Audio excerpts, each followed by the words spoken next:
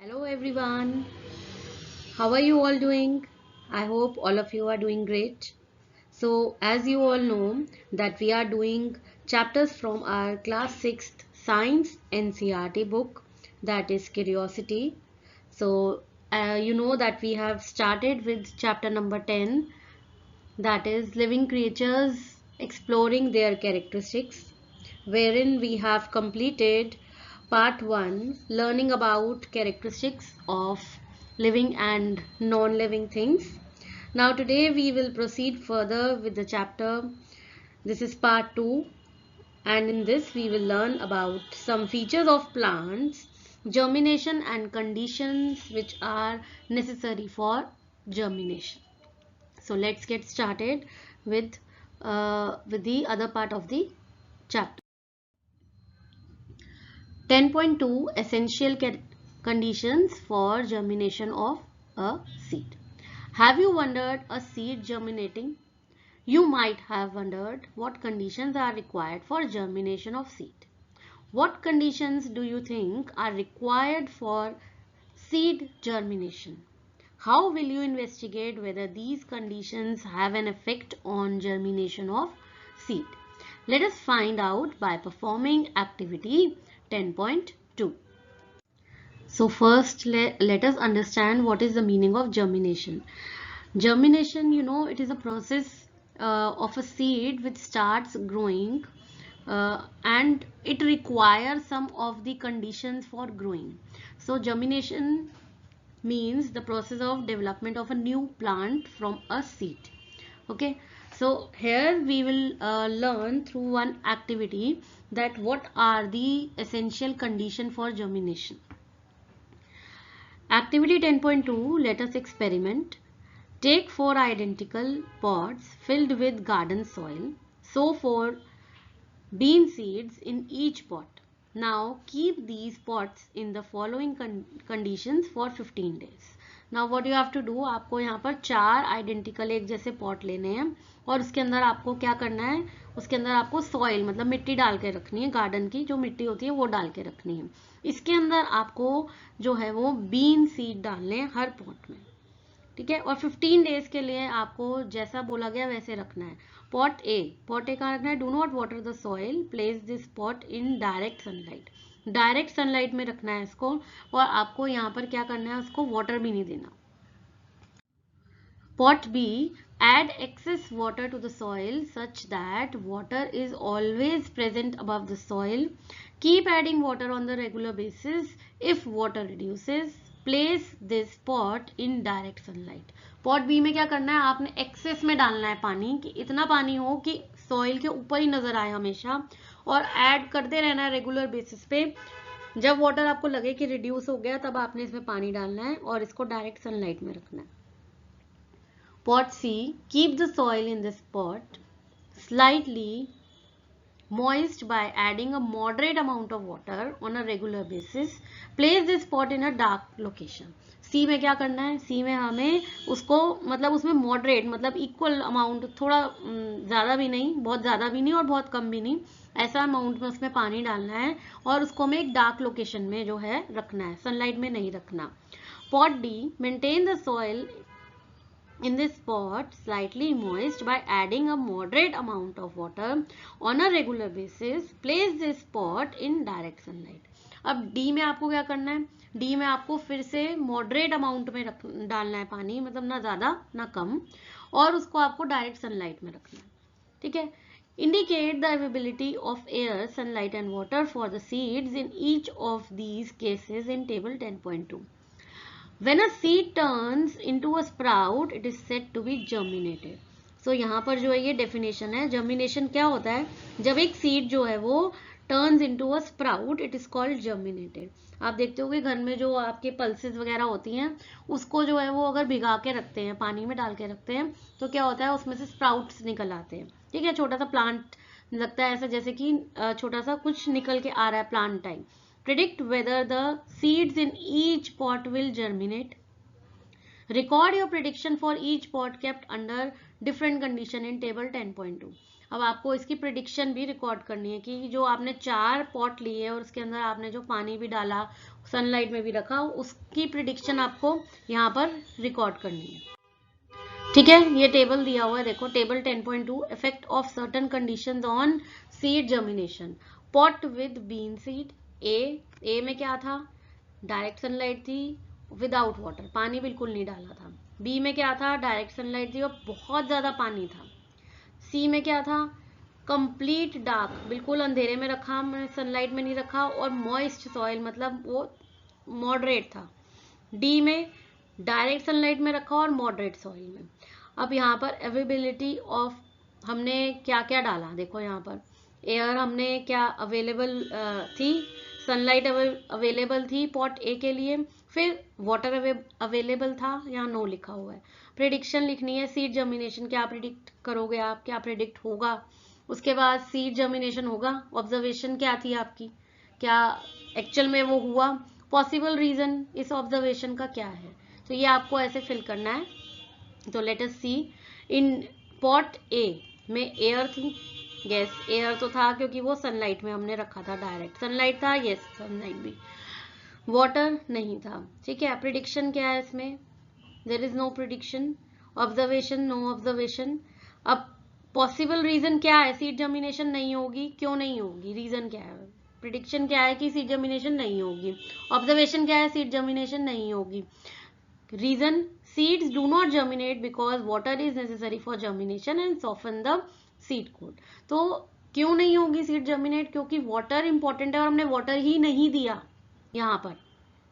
Okay, जो सबसे ज्यादा इंपॉर्टेंट है सीड कोट को सॉफन करने के लिए, सॉफ्ट करने के लिए, तो हमने वाटर नहीं दिया तो सीड जर्मिनेट नहीं होगी। बी में सनलाइट में रखा था बट एक्सेस वाटर दे दिया हमने, एयर अवेलेबल थी, yes, sunlight, yes, water, yes water भी दिया हमने। Prediction, no seed germination. Observation, no seed germination. Reason, excess water block the air spaces in soil reducing oxygen. अब हमने जो है वो पानी बहुत ज्यादा दे दिया जिससे कि सॉइल में जो एयर स्पेस थी वो ब्लॉक हो गई और ऑक्सीजन रिड्यूस हो गया। सी में हमने क्या किया, इनकम्प्लीट डार्क, कंप्लीट डार्क में रख दिया उसको, ठीक है। अब यहाँ पर एयर थी, ठीक है, एयर तो अवेलेबल थी, सनलाइट नहीं थी क्योंकि हमने डार्क में रख दिया, वाटर था, यस था, seed germination, yes, observation, yes, seeds germinated because water and air are available, sunlight is not required for germination. Sunlight का कोई उससे कोई फर्क नहीं पड़ता, वाटर और एयर दोनों थे इसलिए यहाँ पर सीड जर्मिनेट होगी। D, in direct sunlight and moist soil. अब यहाँ पर सनलाइट भी है, एयर भी है और वाटर भी है, तो तीनों के लिए हम क्या लिखेंगे, यस, ठीक है। Prediction, yes, observation, yes. क्यों, क्योंकि germination occur due to presence of all essential condition, इसमें सारी चीजें हैं, एयर भी है, सनलाइट भी है, वाटर भी है, तो इसलिए यहाँ पर जर्मिनेशन होगी। Okay, so here we come to know that essential जो कंडीशंस हैं सीड जर्मिनेशन के लिए, these are air, water and sunlight.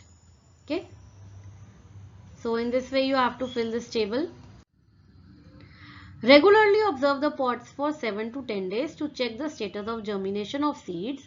Record your observation in table 10.2. वो हमने record कर लिया. Compare your prediction with your observation.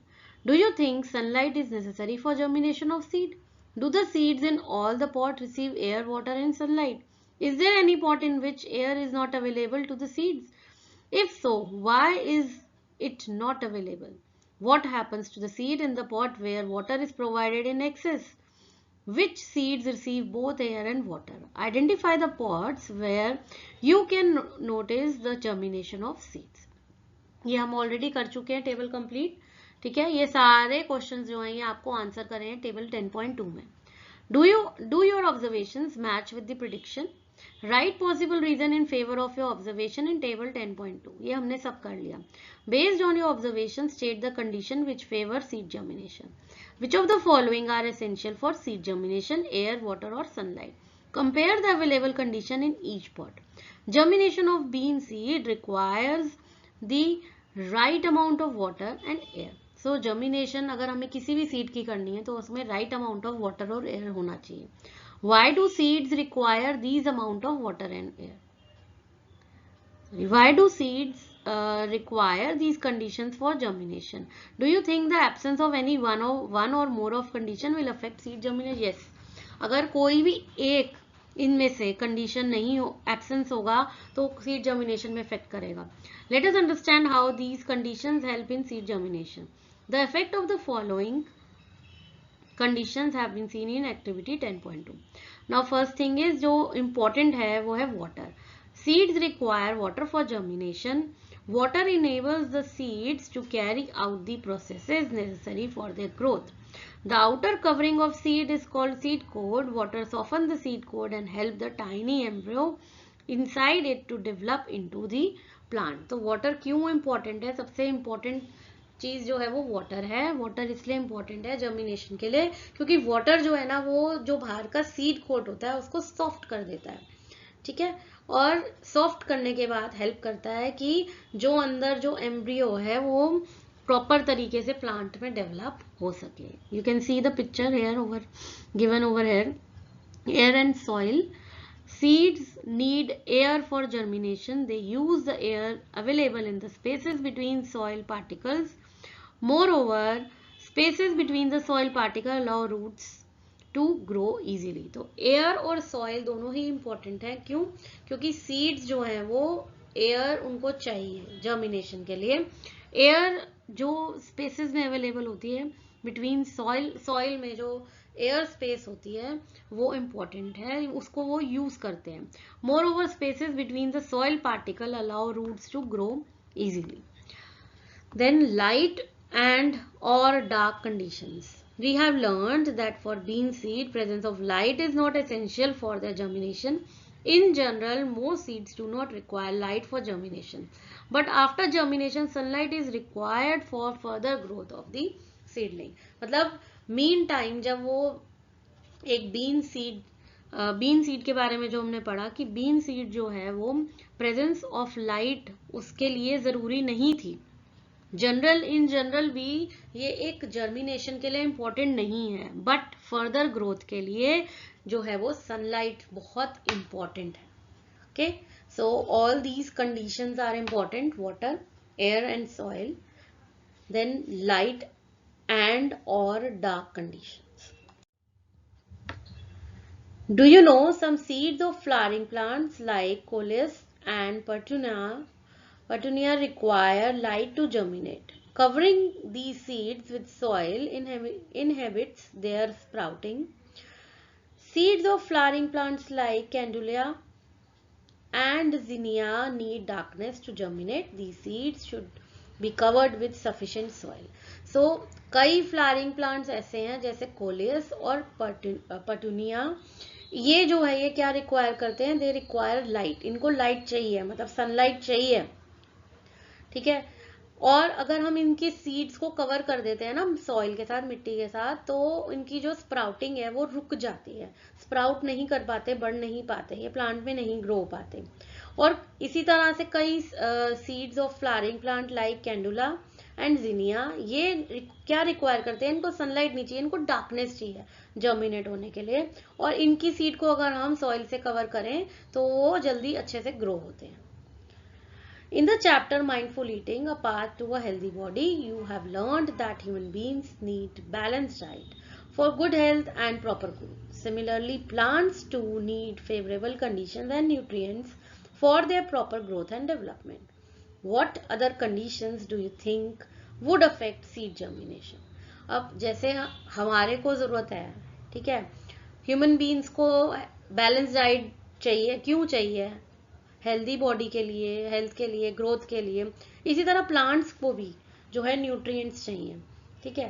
तो which other condition do you think इनके लिए इंपॉर्टेंट है? In activity 10.1, what are the characteristics of living beings which made you place plants in living beings? Do plants show growth in activity 10.2? Are there any other characteristic of living beings that these plants show? Let us study another characteristic that can be seen clearly in plants: growth and movement. Now we will study about growth and movement of plants. Growth and movements in plants. How do plants respond to sunlight? Does sunlight affect the direction of growth of different parts of plant? In which direction would the root and shoot of a plant grow and move if plant is placed inverted? How would you design an activity to find answer to these questions? So we are going to learn about shoot and root, that in which direction do they grow.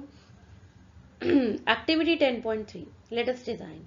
Take some bean or gram seeds and allow them to germinate on a moist cloth or a moist tissue paper. Moist क्या, थोड़ा सा गीला, ठीक है, कोई गीले cloth पे हमें ग्राम सीड या बीन सीड लेने हैं. Let them germinate until each of them develop into a seedling having a small root and small shoot. तो आपको क्या करना है, उसको जर्मिनेट तब तक होने देना है जब तक कि उसमें से स्मॉल रूट या शूट आपको नजर ना आ जाए. Now take 3 glass beakers or tumblers and label them as A, B and C. अब आपको 3 ग्लास बीकर और टम्बलर लेने हैं और इनको A, B, C लेबल करना है, ठीक है. Take 3 glass plates and attach a thick bottling paper to one side of each plate using a thick soft cotton thread. तो इस तरीके से आपने 3 ग्लास लेने हैं और फिर उसको आपने क्या करना है, 3 प्लेट्स भी लेनी है, ग्लास प्लेट्स लेनी है और इनको अटैच करना है. Fix one seedling on each plate using a thick soft cotton thread as shown in figure 10.2 ensuring that the plant is not damaged. तो आपको क्या करना है, इसमें हर सीडलिंग को आपको प्लेट के ऊपर फिक्स करना है, ठीक है. Now place one glass plate upright with the seedling attached into each of the beaker A and beaker C. A और C में आपने क्या करना है, आपने 1 ग्लास प्लेट अपराइट मतलब ऊपर भी लगानी है. In beaker B, arrange the plate such that shoot of a seedling is directed downwards and root is directed upwards. तो B में, बीकर B में आपने क्या करना है, प्लेट को ऐसे अरेंज करना है कि शूट जो है वो कहाँ लगे, डाउनवर्ड्स, और रूट आपको जो है वो अपवर्ड नजर आए, ठीक है. Inverted plant kept in sunlight from all direction. एक प्लांट हमने इन्वर्टेड मतलब उल्टा रखा है और एक प्लांट हमने सीधा रखा है. Pour water into all the 3 beakers to ensure that the seedling in each beaker remain above the water level. ठीक है, पानी भरना है आपने तीनों में और above जो है वो water level से above भरना है.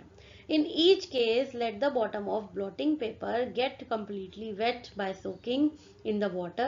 In this way, the seedling will get moisture from the wet blotting paper. तो जो आपने blotting paper लगाया ना, वो थोड़ा सा गीला होना चाहिए ताकि जो सीडलिंग है वो इनफ मॉइस्चर ले सके उसमें से. Place beaker A and beaker B in sunlight as shown. A और बी को हमें सनलाइट में रखना है, ठीक है. Position beaker C as shown in figure 10.2 C. Place a cardboard box in such a way that seedling gets light from one direction only through a small circular hole. इसके ऊपर हमें क्या रखना है, कार्डबोर्ड रखना है और एक ही तरफ से लाइट आ रही हो इसको. Fill table 10.3 with your prediction and observation. अब आपने जब ये एक्टिविटी करी, इसके बाद आपको एक टेबल दिया जाएगा, उसको आपको फिल करना है अपनी प्रिडिक्शन और observation. Growth of root and shoot under different condition. Beakers A, B and C, direction of sunlight. A में ऑल डायरेक्शन से है, बी में ऑल डायरेक्शन से है, सी में सिर्फ एक ही डायरेक्शन से है. डायरेक्शन क्या है, अपराइट मतलब सीधा है, इन्वर्टेड मतलब उल्टा है, अपराइट मतलब सीधा है. यहाँ पर शूट और रूट जो है वो क्या डायरेक्शन होगी ग्रोथ की. यहाँ पर शूट रूट जब इन्वर्ट किया हुआ है, उल्टा किया हुआ है. यहाँ पे शूट रूट जब एक ही डायरेक्शन में लाइट आ रही है, तो आपको ये लिखना है इसमें. Prediction and observation. Let us see. So here what will happen? See, root grow downward. Root जो है वो downward grow होगी, shoot grow upward. ठीक है. यही होता है नॉर्मली भी, आपने देखा है किसी भी प्लांट में रूट जो है वो नीचे की तरफ होती है और शूट जो है वो अपवर्ड होती है। तो हमें हमारी ये प्रिडिक्शन है, ठीक है, ए बी कर के लिए, जबकि वो हमने अपराइट मतलब सीधा रखा हुआ है। तो ऑब्जर्वेशन क्या है, roots and shoot grow as expected, तो जो हमने सोचा था वही हुआ, रूट डाउनवर्ड और शूट अपवर्ड। बी में डायरेक्शन ऑफ सनलाइट क्या है, ऑल डायरेक्शन, और इस प्लांट की डायरेक्शन क्या है, इन्वर्टेड मतलब उल्टा। तो अब इसमें उल्टे में क्या होगा, रूट और shoot root and shoot adjust their growth accordingly, वो अपने आप ही जो है वो अकॉर्डिंगली अपनी ग्रोथ को एडजस्ट कर रही है। इट मैचेस द प्रिडिक्शन, तो ऑब्जर्वेशन भी हमारी सेम है। सी बीकर में जहां पे सिर्फ एक ही डायरेक्शन से सनलाइट आ रही है और हमने उसको सीधा रखा हुआ है अपराइट, तो शूट और रूट क्या होगा, prediction, shoot grow towards light, shoot जो है वो लाइट की तरफ ग्रो करेगी जहां से लाइट आ रही है। रूट कंटिन्यू डाउनवर्ड, रूट जो है वो नीचे ही रहेगी और शूट जो है वो लाइट की तरफ जो है वो मूव कर जाएगी, ठीक है। Observation, it matches the prediction. Okay, so you have to complete this table like this.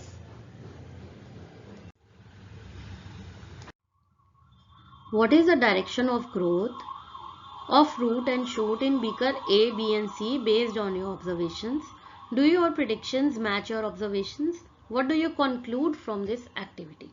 Okay, so we as you know that we have noticed that when the plant is upright, in the upright position, the root grows downward and the shoot grows upward. So this is the observation, the direction of growth of root and shoot under different conditions. Okay.